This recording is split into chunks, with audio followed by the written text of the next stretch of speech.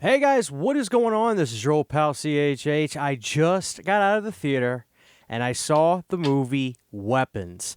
I managed to avoid everything, even this time, because I heard about it being the barbarian guy.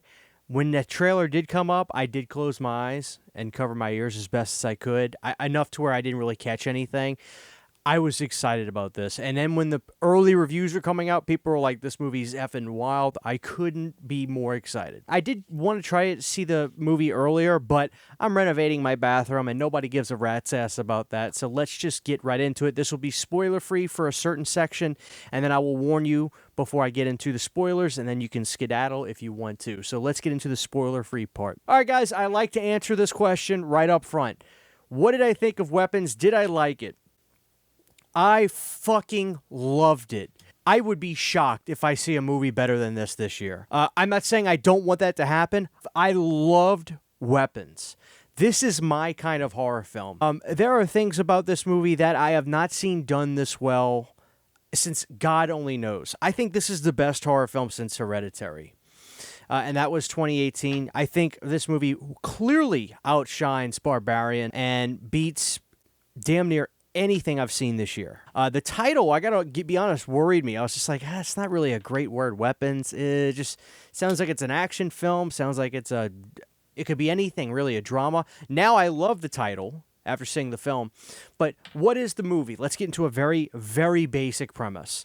You've got a school teacher who's teaching like grade, second or third grade, and everything's fine until one morning when she goes to school, the whole class is just gone. The kids are gone. The parents don't know where the kid's at, but there's only one kid left in the classroom. The kid's he doesn't know anything. He's not saying anything. He's like, I don't know. I don't know anything about any of this. And of course, the parents, they freak out. Of course, naturally, they want to start blaming the teacher and things like that. And we're trying to figure out in this movie, where's the kids? We don't know where the hell they're at. That's the premise. And as the movie goes along, each page that gets turned in this, you see the other side of the coin. Whatever's going on in this situation, after that, you'll see what's going on in the next situation. This movie was a what the fuck is going on type movie, but in the best way possible. I'm actually going to give an example of something. Now, this is still spoiler free, but this is an example of something of how this movie did this perfectly and another movie failed at this, in my opinion. I'm going to go back to The Grudge from 2020.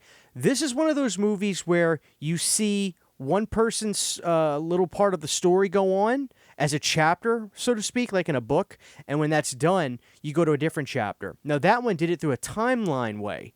And in The Grudge 2020, it confused the audience, I felt, and it didn't really work all that well. In this movie, you get chapter as part of this book that you're learning about with what's going on. And within each chapter, it's through the premise of one of the actors in the film and their story. And each time you learn a little bit more about what's going on. And it was brilliant. I loved it. This movie is scary. I mean, there were moments of sheer suspense, and the way Zach keeps everything dark and spooky, and the way people come in where you almost got to squint to see what's going on. Like, you see somebody coming and they're moving in a weird way. Oh, it's just freaky. Obviously, I'm not going to get into anything spoilery yet. I will just wrap up the spoiler-free section by saying I doubt I'll see a better horror film this year. I'd like to. I loved it. I loved it. I really don't have anything to complain about. This movie took risks. I loved the latter half of the film, which I'll get into, but what can I say? This is exactly my kind of horror film. I love these kinds of movies. Now, the beauty is I really think I'll enjoy this on a revisit, too, because some of these moments were just like, man, I was bouncing my knee in some scenes just out of like, holy shit. Please go see this movie in theaters. Please go see it. It was great. The theater experience was lovely. Everybody in the audience was gasping. It was awesome. What can I say? I never really get this excited anymore about movies, but this one got me excited. So I think this is going to be my first 5-star film of the year.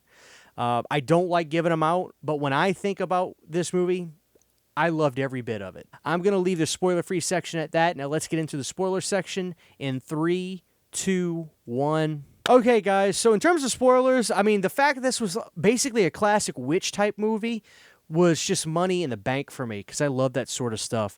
I love those moments of seeing the little boy's parents in the shadows when the main girl from Ozark, the actress, I forget her name. She was great in this, by the way. She's really winning me over. Like, I liked her in Wolfman. I didn't like the movie Wolfman, but I can't deny that she was good. I obviously, I watched most of Ozark. I didn't finish it, but she was good in that, too.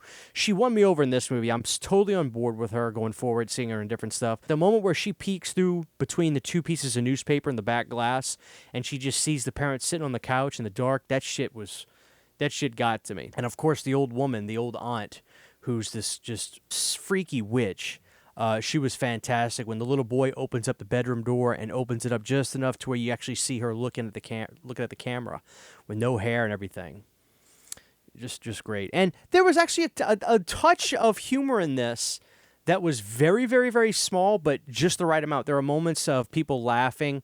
There was one moment where, the school principal meets the aunt and says a line. I forget the line off memory now, but it was a little line that was just, it was tonally not funny, but obviously the undercurrent of it was just like people got a kick out of that. And then people actually, in my theater, they actually laughed at the end when all the kids, obviously, the curse gets broken, or the kid puts the hair around the twigs and breaks that, where they go after the old witch, and all the kids start chasing her outside.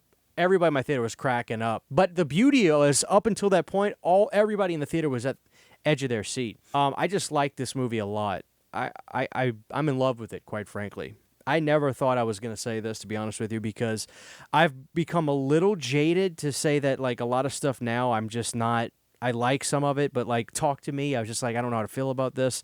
But this movie, loved it. I mean, there's more I could get into. The woman who was the witch, the old aunt, her weird wig gave me Long Legs vibes, and that was a good thing, not a bad thing. There was just some creepy moments when the Ozark girl, I'm bad with the names, you guys have to excuse me, when she's sitting in her car overnight and you see the door in the house open up and that person just comes creeping out, walking like this with the scissors and gets in the back seat of the car. I loved it. This is my kind of movie. What can I say? Weapons is going to get a 5-star review from me. Maybe I'm a little high on it now and it could go down later, but for now, I can't deny it. Thank you guys for watching this. Please let me know your thoughts on Weapons. I'm really excited to see what other people say about this one. And that's going to be it for now. God bless you guys. Talk to y'all later. Huge, giant thank you to all of my Patreon supporters. Without you guys, this would not be possible. To get behind-the-scenes photos, videos, music, private live streams, and much more, you can subscribe to my Patreon for as little as $1 a month. Thank you to my patrons.